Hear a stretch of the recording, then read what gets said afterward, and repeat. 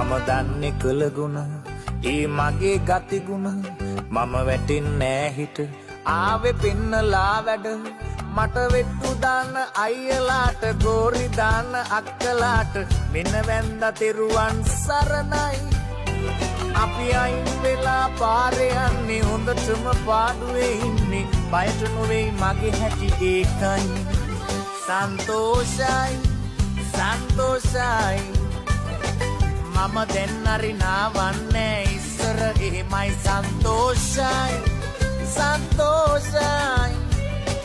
මම දැන් හරි නාවන්නේ ඉස්සර එහෙමයි සන්තෝෂයි සන්තෝෂයි